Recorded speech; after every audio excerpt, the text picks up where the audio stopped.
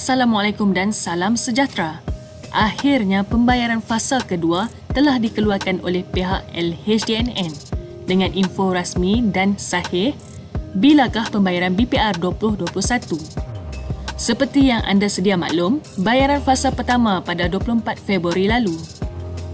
Kini, bayaran fasa kedua dibayar mulai 7 Mei 2021 secara berperingkat.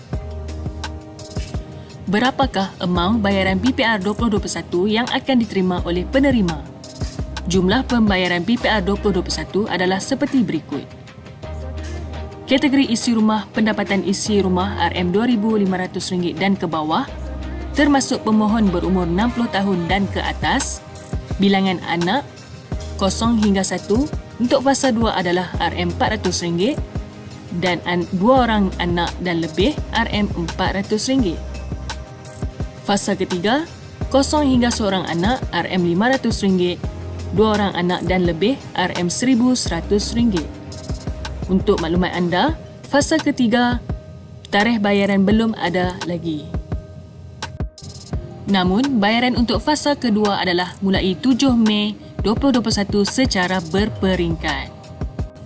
Pendapatan isi rumah RM2,501 sehingga RM4,000 termasuk pemohon berumur 60 tahun dan ke atas, pembayaran fasa 2, 0 hingga 1 anak adalah RM300 dan 2 orang anak ke atas RM300. Untuk fasa ketiga, 0 hingga 1 anak RM200, 2 orang anak dan lebih RM600.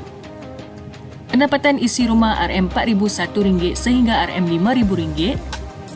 Bayaran fasa 2, 0 hingga 1 anak dan pemohon berumur 60 tahun dan ke atas adalah RM100.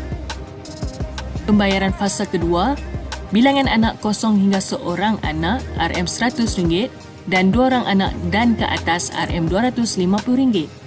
Fasa ketiga, 0 hingga 1 pemohon berumur 60 tahun dan ke atas RM200, 0 sehingga 1 anak RM100, 2 orang dan ke atas RM200.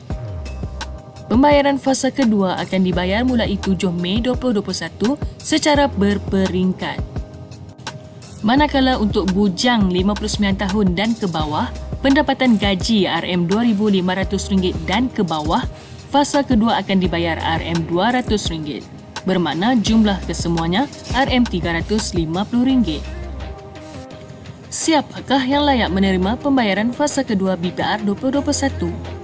Permohonan BPR 2021 yang layak menerima bayaran fasa kedua adalah merujuk kepada permohonan BPR 2021 berstatus lulus dan melepasi semakan verifikasi kelayakan. Anda boleh semak status anda dari semasa ke semasa. Kepada anda yang belum subscribe channel ini, pleaselah subscribe agar anda tidak terlepas dengan informasi yang terkini. Kepada anda yang telah subscribe, ribuan terima kasih saya ucapkan. Semoga informasi ini memberi manfaat kepada mereka yang memerlukan. Sekian, terima kasih. Assalamualaikum.